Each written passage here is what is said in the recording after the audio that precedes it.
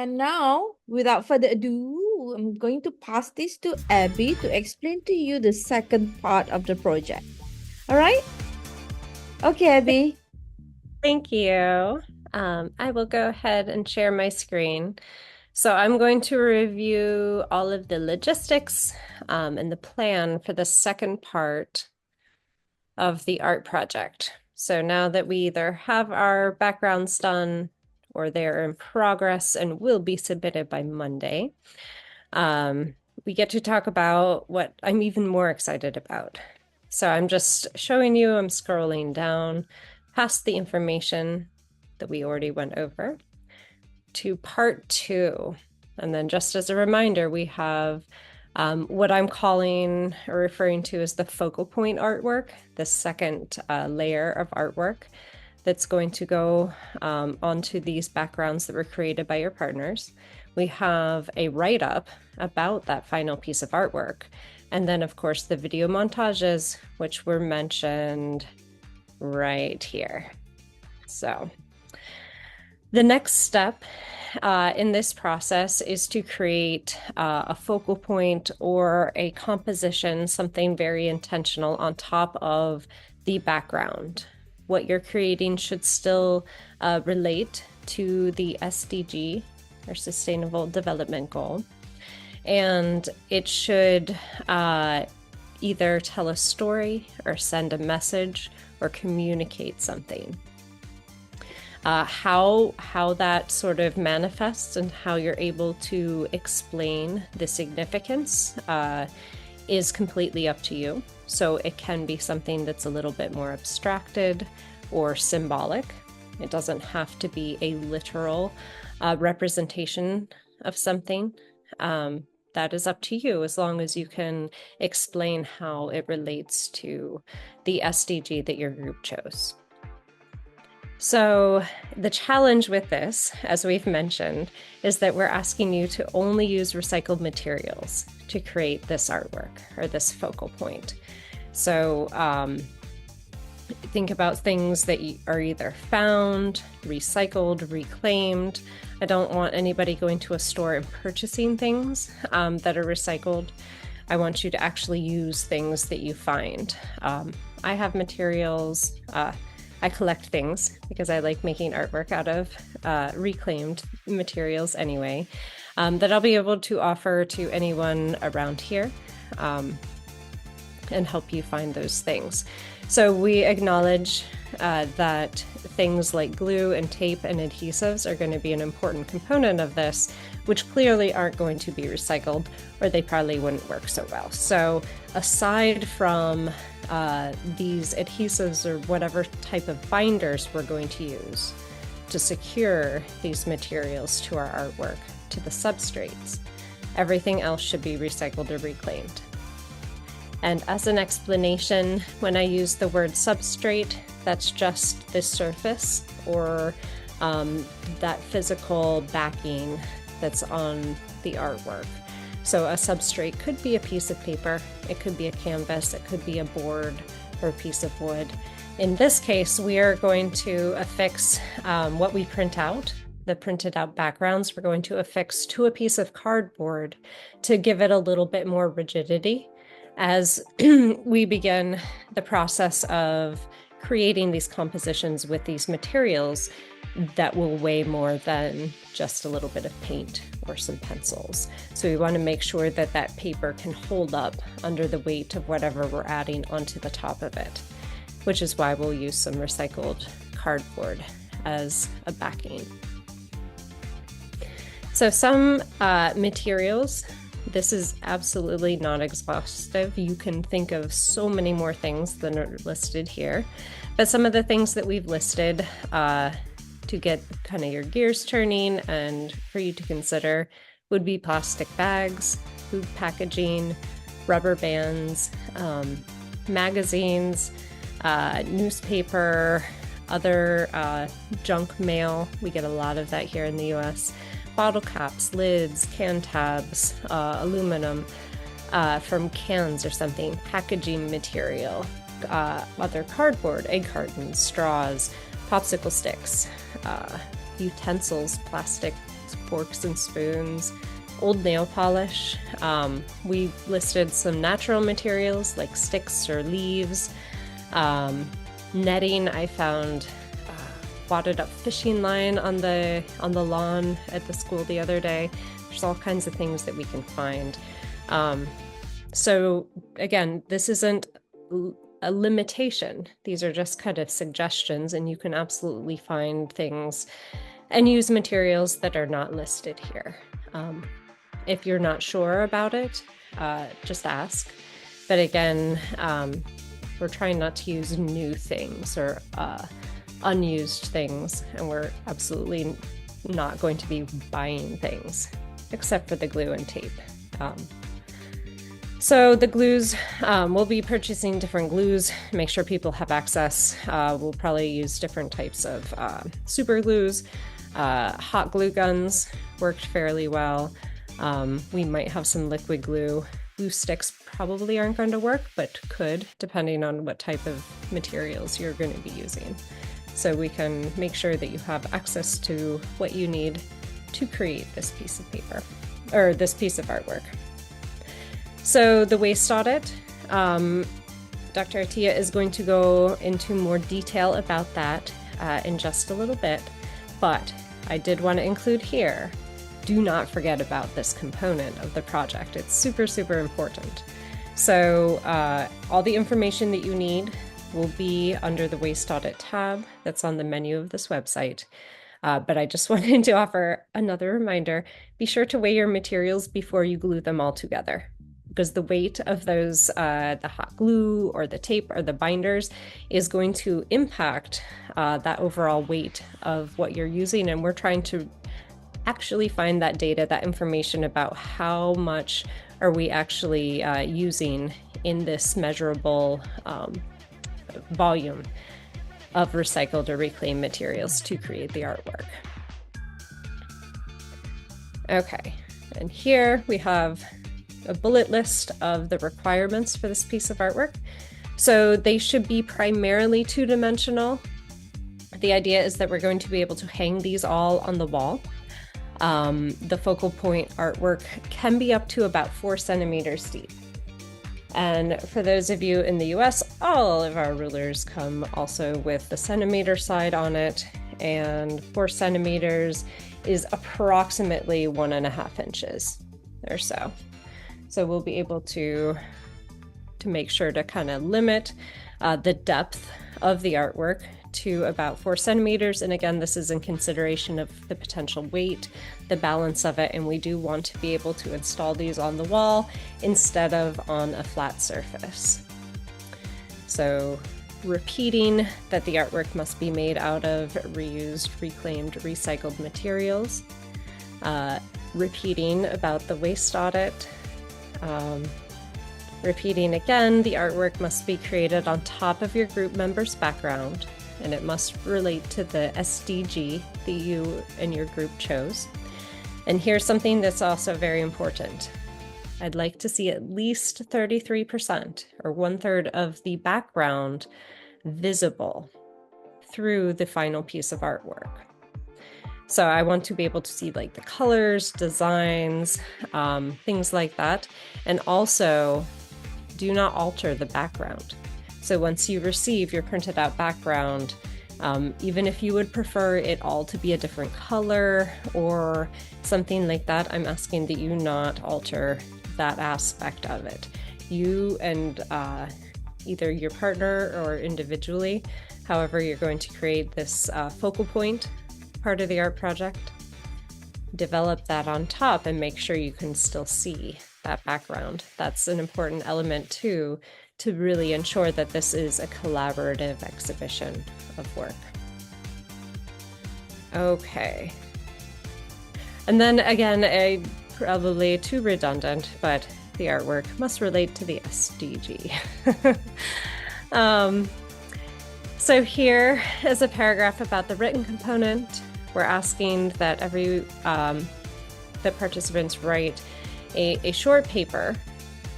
I think that we had talked about maybe about 200 words, but we'll confirm that. and add it in here.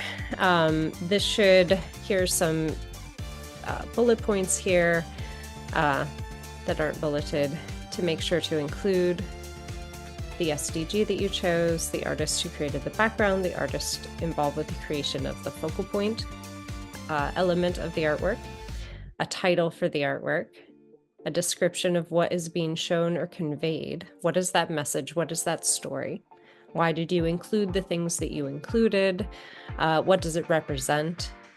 What are you trying to show? And please include a list of the materials that were used. That might be an important thing to note as you progress through this process, maybe keeping a list of all of the materials that you're using as you use them, in case some become interior elements that you don't later see. We don't want to lose track of everything that you're including. Other suggestions, you can talk a little bit about how your group made decisions, how you collaborated and worked together, whether or not you enjoyed the experience of co-creating a finished piece of artwork. So that opinion point is specifically about the creation of the artwork, not the overall experience. We'll have another post survey for you to take about that. And then just to clarify, each piece of artwork needs one write-up. So if 2 people worked on that final piece of artwork, you do not need to submit 2 different write-ups. But if you're in a group that isn't geographically close, you and your partner are each creating an iteration on the same background from your partners, you will each need to submit a write-up about your individual piece of art. So if you have any questions about that, please let me know. So super important. This should say, is it the 19th or is it the 18th? Of October, it should say the 18th. So I will edit that here in just a few minutes. But Friday, the 18th of October at midnight is when we're asking for all of these things to be due. So your video montage that we've mentioned to you already, these final art projects, the focal point aspect of these art projects, they'll be finished in their entirety, and the write-up that you're creating. I mentioned to submit the project, including photos from multiple angles. For those of you who are geographically close enough to turn in your projects to us, we can photograph your final pieces for you. If you are in a location that is not convenient to bring that physical piece of artwork, you can refer to the photography tips and tricks to photo your artwork that were included above on this page. Or I'll also probably put together a little bit more detailed tutorial and or send a video to everyone, just kind of showing you a few examples of ways to get some good pictures. If your submission is completely flat and does not have any depth to it, multiple angles won't really be necessary. However, if there is dimension up to that 4 centimeters, that's where multiple angles give the viewer a lot more information, and being able to see that in a digital gallery, I think it helps the viewer and it makes it that much more impactful. All right, here I mentioned as well, there are, under the submission tabs at the top of the website, there are links to submit each of those 3 different things. So just wanting to give you a few examples of recycled art projects. Some of these are much more 3-dimensional than we'll probably end up going with these particular projects. However, I think it's important to just consider the materials that are being used as, again, suggestions or ideas that you can explore. You can see that these flowers in the middle were created out of aluminum cans. It looks like they were cut into strips and then rolled probably around the pencil or something like that to kind of force that curl for that form. I'm not sure, I can't quite tell what these kind of leaf things were made out of, perhaps the same material or a paper or a plastic. You can see here this water bottle was flattened, smashed down a bit. It looks like painted and a googly eye added to it. This heart canvas, it looks like, was made from different bottle caps, and it almost looks like the background on this was made by using those bottle caps as a stamp. You have all those little rings around it. Other ideas, again, these get a little bit more three-dimensional than what we'll be able to do with this project. However, I do want you to pay attention to materials and the manipulation and use of these materials. So here, this fish, it doesn't look terribly deep, and it looks to me like those scales could have been created by either aluminum or a project that was done by, in one of the classes that I've taught before, by a student. They created the fish scales out of the inside of like a chip bag, that shiny silver metallic, and they cut the little scales and then glued strips of scales to create the body of the fish. So I think you can explore different things if you're looking for things that are shiny. You're not limited to just one material to find things that can work. This peacock, you can see maybe it's made out of plastic spoons that are all painted this lime green color. It looks like pebbles or little round glass pieces were glued in there, and that the body was made out of plastic. So again, we're not going to be buying colored glass pebbles or anything like that. If you happen to find pebbles, that is totally fine. Here, this robot is mounted on a piece of cardboard. Again, not very deep. Looks like a cereal box, other pieces of cardboard, plastic forks. And then the mouth is a spring, maybe some pieces of plastic or wire, buttons or bottle caps, a key, a kazoo, a clothespin, all kinds of things were just kind of put in the center there in the body, sort of as an assemblage. Other examples, this tree on the right, while really interesting, and again, I encourage you to look at the different materials that were used, is far too three-dimensional. Please don't create anything quite like that. These other examples are a little bit more like what we're thinking. And then this piece, I wanted to show you all. This was a piece that was developed last semester. Was it the fall semester that we did this project? So this was created, the background was created by Malaysian students, and the subject matter, the focal point here, was created by some US students. And this one is very flat. There's not a lot of dimension. They used fabric. They twisted those fuzzy craft sticks or pipe cleaners that we can find that little kids often use. You can see little bits. I think these were fibers that they might have torn apart from another bit of cloth, or little pieces of cardboard.